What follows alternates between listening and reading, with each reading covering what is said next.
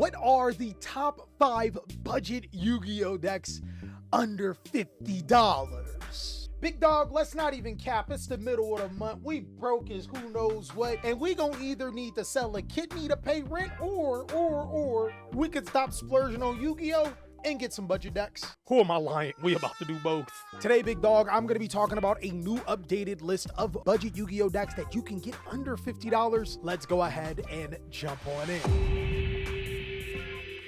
What's going on with ya, big dog? And in case you didn't know, it's a particular series where we talk about things that will not only improve you as a player, but more importantly, improve you as a person. So I have a bit of a confession to make. I've been doing a lot of praying. About a month ago, some Mormons came over to my house and I welcomed them in. We talked about a lot of things and they convinced me to do some prayer. And since I've started praying, I've actually felt at ease. I get to talk to my best friend about anything and everything that I want. And regardless if my prayers get answered, I got stuff off my chest that I didn't think was holding me back. Now, I'm not telling you guys that aren't religious to join a religion or to pray yourself. And I'm also not here to debate on what is the correct way to live your life. I personally believe if you put good into the world, good things will come back to you. I also know that every single one of you guys does have that thing talking to you in the back of your head. Regardless of what you believe it is, I think you should talk to that person. It's been something that's been incredibly soothing to me and actually thought-provoking. That person in the back of my head actually told me to give you brokies some budget decks under 50, so here we are.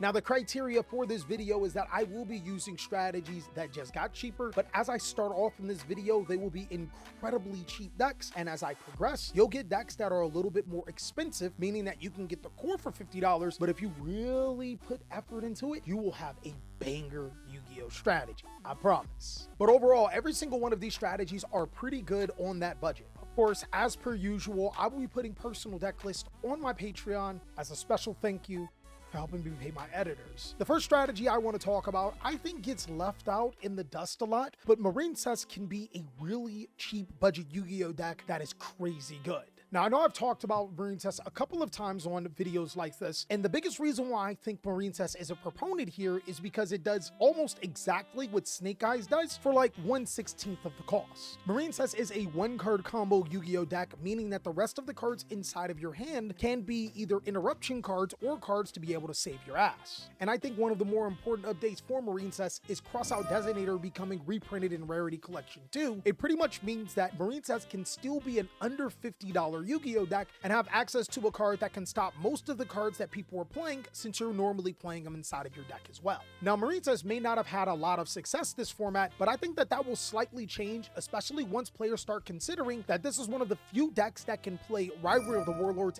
and Goes in Match inside of the deck. They are limited to one, but when you can play 2 copies of a card that does essentially the same thing, it puts you in a better opportunity to be able to win. Also, Marincess is the originator of the World Sea Dragon Zealantis line, but instead of giving your opponent's monsters back, if you play Marincess correctly, you'll lock yourself into only being able to special summon water monsters, meaning that your opponent won't get any of their monsters back unless they're water. We also know that the Sussy Girls are at least getting more indirect support inside of Rage of the Abyss. I think that this is a pretty decent deck that you can pick up for under $50 and still have a blast with. Now, a deck that does have the representation inside of big events for this format is Dinomorphia. Just recently getting top 4 at a Remote Duel World Championship Qualifier Regional, I think one of the best things about Dinomorphia is that it does something that a lot of players are trying to do right now. You see, Snake Eyes players are really doubling, tripling, and quadrupling down on skill drain. In my opinion, skill drain is a fair Yu-Gi-Oh floodgate because it restricts both players until it comes to Snake Eyes, because they have so many ways to be able to send it to the graveyard when their turn rolls back around. So essentially, if you're going against the Mirror Match, Tenpai Dragon, Melodious, or any deck in between, skill drain essentially turns all of your opponent's monsters' effects off, and then when your turn rolls around, you can activate your effects. Fortunately enough, Dinomorphia Rexstrom does that without the need of skill drain inside of your deck. It's just a card that you can naturally summon to your side of the field.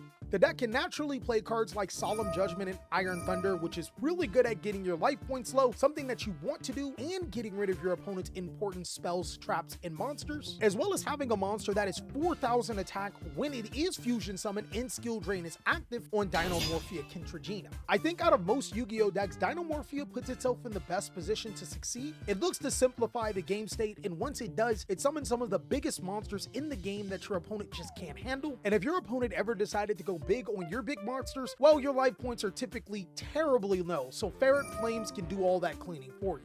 Another deck that's been having secretly a decent amount of success and has recently gotten cheap is Spright. Now, before in the old days, cards like Spright Blue were incredibly hard to come by, mainly because their first print was in Power of the Elements and that was their only print. But because of Battles of Legends Terminal Revenge, Spright Blue is incredibly cheap. I also really like Spright here as a value pickup for players that want to play as many decks as possible with just one engine. And Spright, seeing that it's beneficial for any level 2 deck, can do just that. Just recently, Spright Kashtira topped the Tuscaloosa Regional, which I never even heard that as a deck. Spright Tri-Brigade just won the Hungary National Championship, and Melfi Spright topped both the Trinidad and Argentinian National Championship. Talk about diversity. I think what makes Spright so good right now is that a lot of people are playing a ton of hand traps, and Spright is notorious for being a strategy that just does not care. There's rarely a point in time where hand traps can feel good against a Spright player, and oftentimes it feels like you're just throwing your cards away. And another cool thing about Spright is that it has access to certain really good cards that other strategies can't summon, like Herald of Arclight being one of the few cards that can negate monster spells and traps, with Baron and Warlord being banned, and number 2, Ninja Shadow Mosquito being a very sneaky card that can end games no matter what board your opponent makes. Spright has been one of those decks that just people have not talked about enough, and it's really cool to now be one of those decks that's accessible to just about everyone playing Yu-Gi-Oh! But let's just say for some reason Spright's not your thing. As a person that loves Exceeds, I would be a person that would play Purrely over Spright because I like the advantages of playing the Purrely deck strictly because it's just so good right now. Purrely has almost as many accomplishments as some of the better decks in the format. It has national recognition from Italy, Switzerland, and Peru, and it also has a litany of other regional tops from Louisville to Dusseldorf, and even a notable top at YCS Rio.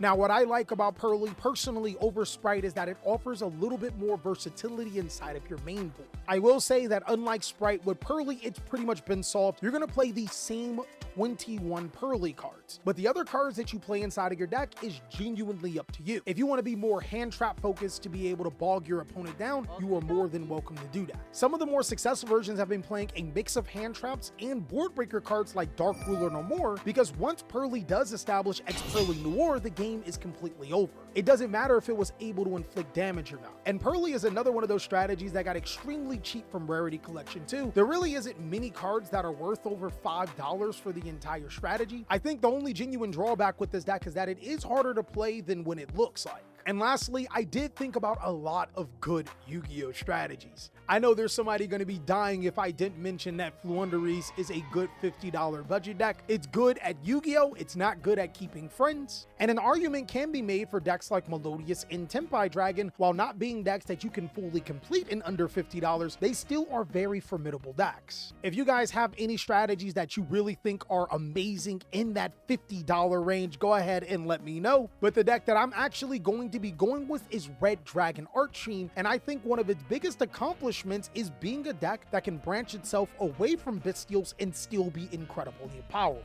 Now, Red Dragon Archfiend doesn't have many accomplishments, but I think it's more so because players have given up on a strategy thinking that it was a little bit too restrictive. Outside of a regional top that I accidentally mistook it for a national top, Red Dragon Archfiend hasn't done much, but I think it's more so because people don't believe enough in Red Dragon Archfiend more so than its actual skill. See, Red Dragon Archfiend is getting a new card called Red Lotus, and this card is going to fix a lot of problems for the RDA deck. Previously, the deck's biggest problem was getting into a higher ceiling and having access to a non-tuner monster that can complement Soul Resonator well. Fortunately enough, this card not only does exactly that, it can send normal trap cards from the deck to the graveyard.